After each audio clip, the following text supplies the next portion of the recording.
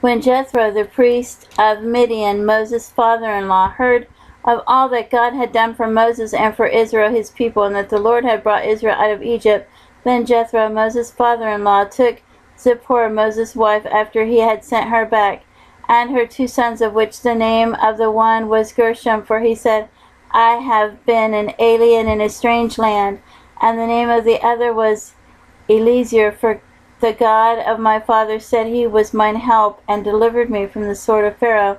And Jethro, Moses' father-in-law, came with his sons and his wife unto Moses into the wilderness, where he encamped at the mount of God. And he said unto Moses, I, thy father-in-law Jethro, am come unto thee, and thy wife and her 2 sons with her.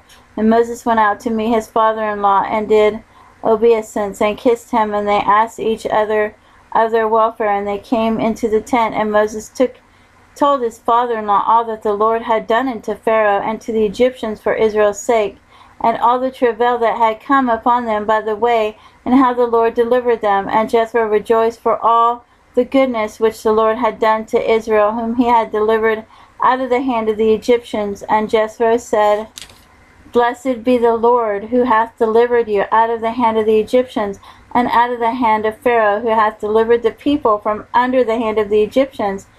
Now I know that the Lord is greater than all gods, for in the thing wherein they dealt proudly he was above them. And Jethro, Moses' father-in-law, took a burnt offering and sacrifices for God.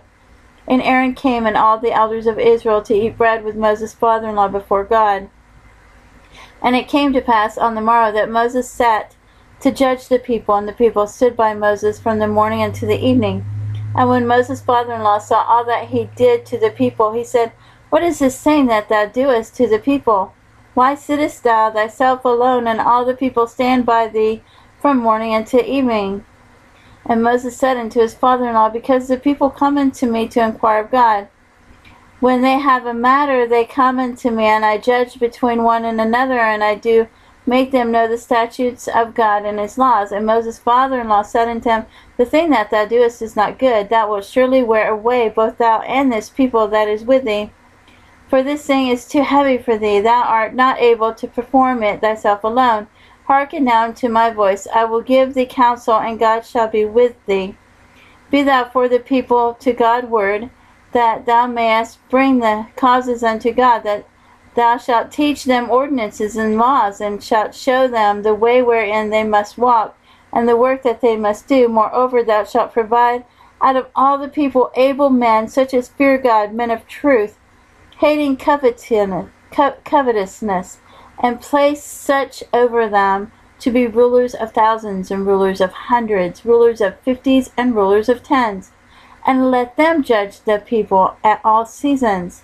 And it shall be that every great matter they shall bring unto thee, but every small matter they shall judge. So shall it be easier for thyself, and they shall bear the burden with thee.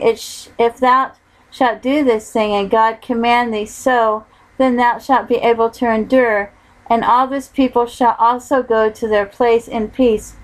So Moses hearkened to the voice of his father-in-law, and did all that he had said. And Moses chose able men out of all Israel, and made them heads over the people, rulers of thousands, rulers of hundreds, rulers of 50s, and rulers of 10s.